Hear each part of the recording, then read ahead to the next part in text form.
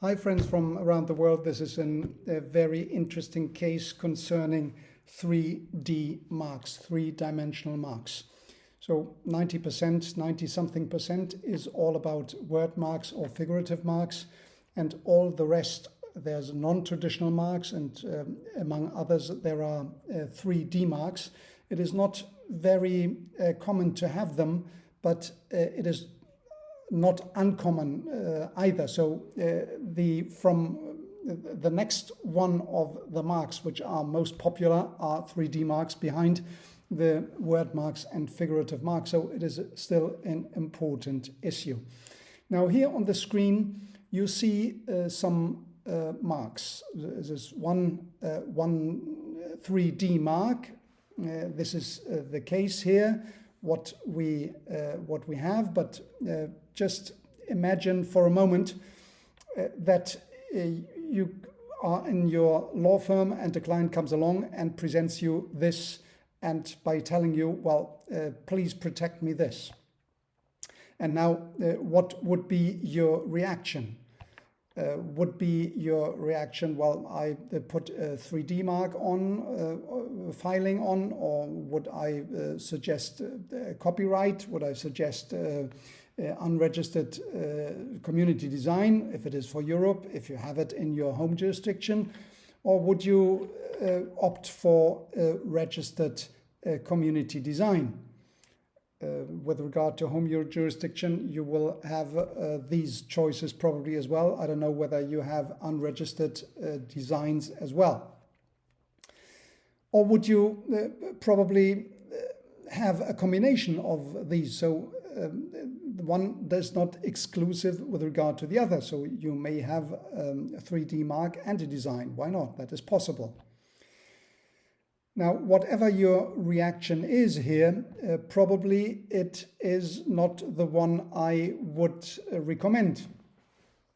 So it is not upon that mere information that the client comes to you, please protect me this, or maybe the client comes to you and saying, well, I want a trademark, because the client has the idea that he wants a trademark because he has heard of trademarks, he has spoken with competitors or with other lawyers, or any previous experience. He thinks the trademarks is the best of the best, so I want to have a trademark.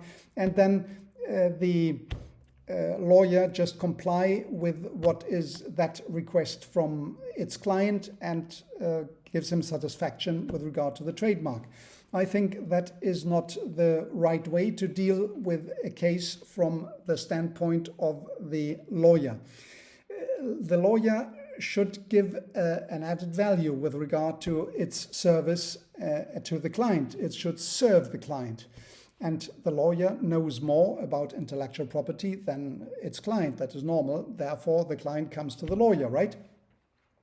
Now, the lawyer knows the portfolio of possible actions with regard to the client's protection. And here it comes, if the more the lawyer knows a bit more about the business activity from its client, then it can better serve with regard to the right strategy, which serves the necessity objectively, so to say, and on the possibilities which are out there to the client in the way of effectiveness, in the way of cost management, in the way of risk management, in the way of territorial scope, and whatever it is. So the best way, that wouldn't be the case if you have one small client who wants a trademark and knows exactly what it is, then you do it. You will not discuss with him hours about his business strategy.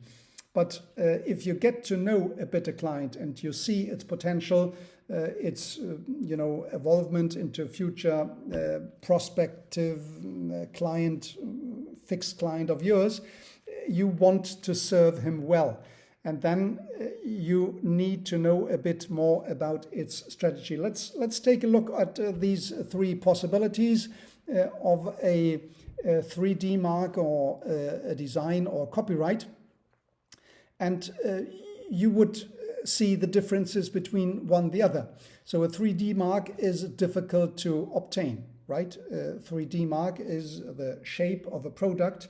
The shape of a product, there is the examiner is waiting at right around the corner by saying, well, this is not distinctive, or that is descriptive, this is not a possibility to come through with a trademark application. And then you may go or may opt for acquired distinctiveness, but you know, acquired distinctiveness, so you need a client which have used long before application of a trademark, must have used in the territory what is applicable.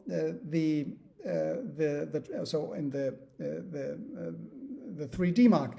So in the European Union, as it is a 3D mark, so in the whole territory of the European Union, you need to have used that mark in order to get to acquire distinctiveness. So that is quite a nightmare.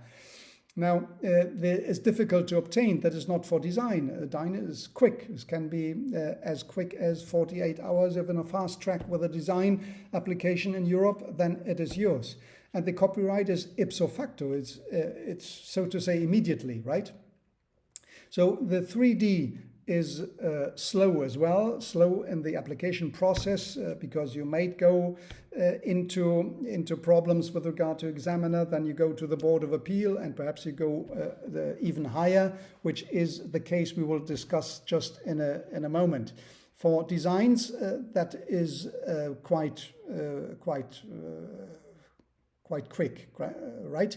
And for copyright is immediately.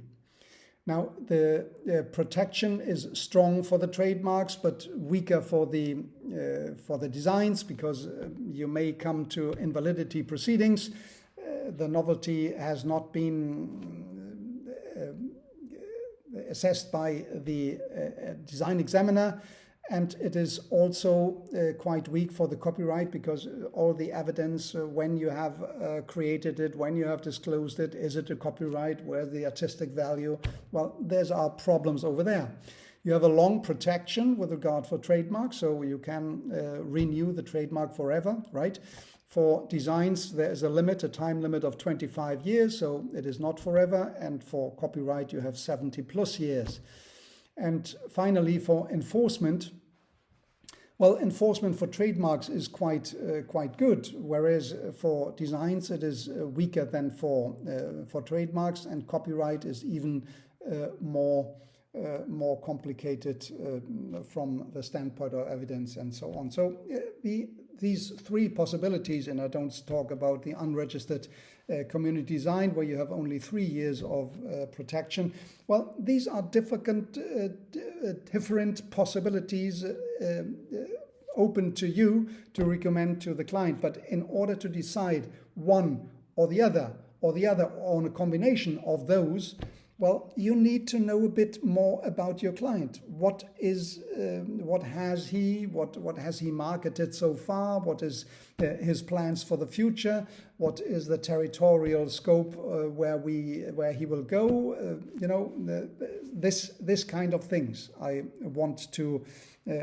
point here is, don't go too quickly to one and the other. You have to assess a bit your client. What it really serves him. Not what he asked for, but what it really serves him according to your overall assessment from the legal standpoint, from the IP standpoint, and from what the client talks you through its business. Now let's come back to the case. Here is again the trademark application, 3D application. It is from Guerlain, and it is with regard to the EUIPO for a European Union trademark application. And it is for lipsticks class 3, rouge à lèvres, lipsticks. Okay? So this was rejected by the examiner from EUIPO by saying, well, sorry, this is not distinctive. There was a subsidiary claim of acquired distinctiveness, but the examiner said, well, I decide now on the distinctiveness, and maybe when this has become definitive, I will also decide on the acquired distinctiveness. So the acquired distinctiveness he wants himself to save some work, I think, because acquired distinctiveness is a hell of a work to go through all the evidence in 27 countries. That is a nightmare. So non-distinctive, rejected. Then it went to the Boards of Appeal of EUIPO, naturally, and the Boards of Appeal, they confirmed the case of the rejection. So it is non-distinctive because it not departs from what is, so to say, on the market, the norm. So the consumer is not surprised by what he sees. Now, and then it went to the General Court, right? General Court of Justice in its ruling T488 from 20 in July 2021 makes a ruling for Guerlain. It was positive at the end. Now, the court first lined out what are the criteria with regard to the 3D marks. It said, well, the criteria for 3D marks are not different from other marks. It must be a badge of origin and must be recognized as such by the consumers. Now, it is a bit difficult for 3D marks to be recognized as a badge of origin for the consumers because it is the shape of the product. So it has not graphical or text elements, which is easier to remind of the consumer. It is just the shape of the product as such, and there is no, so to say, habit of the consumers to recognize the shape of a product as such as a badge of origin. So this is the problem with regard to shape of products. Still, it went through, so there is no originality is not necessary, no creativity or no artistic value, that is not necessary, and it must not be advanced by the lawyers that it has, so it is irrelevant. But what is relevant is it must depart from the shape of what is commonly available. It must, so to say, surprise the consumers as something which is completely, which is very different from what is customary, from what is he accustomed for, or she accustomed for, so that they can recognize it as a badge of origin, as something which lasts in the mind of the consumer, something which she will recognize the next time she will buy rouge à lèvres, a lipstick, right? So here in the case, Guerlain, it advanced the arguments that there is no flat surface, so it is not possible, like any other lipsticks, to put it vertically on the table. No, there's not a possibility. The shape is rather like a boat or like a bonnet, so for the small children to put into, or like a gold bullion put on the reverse. It has a hinge opening for a mirror, so you can open it like this and you have a mirror, and it's embossed, and the surprising the round shape, so to say. So these are the characteristics we can see it here on the screen, and we can see here on the screen what are the commonly available shapes of lipsticks which by the time of filing were on offer on the commerce. And in comparing one and the other, the General Court came to the conclusion, well, here the consumer would be very surprised to see this shape as lipstick. So this will last in the mind of the consumers as something very unique. And therefore the distinctiveness of the trademark was decided by the General Court. So after more than 3 years, Guerlain, at the end, they had a trademark, a 3D trademark with its lipstick. So it was very craftily, very uniquely designed and came through as a distinctive character. So that is the case. What does it mean? Well, it is quite positive for those who want 3D marks to success, but it as well gives the possibility. It gives the possibility. The possibility is open, but it is very difficult to come by. So you must be on what is the consumer accustomed to see. You must depart significantly with regard to your shape, so you can aspire to get the distinctiveness declared by the General Court, or even better, by EUIPO. Then you would spare a lot of money. Is it now with the acquired distinctiveness? As I said, if it is a shape, you need to go for the 27 states. If it would be acquired distinctiveness is a descriptiveness of one word, and this word happens to be French, then the acquired distinctiveness, a descriptive French term, right, for the good, then you would only need for the French territory and perhaps the Belgian territory, Luxembourg, you would need for these 3 territories where French is official language to prove that you have acquired distinctiveness in these countries. Because for Germany, if it is not descriptive, then you would not need to prove acquired distinctiveness.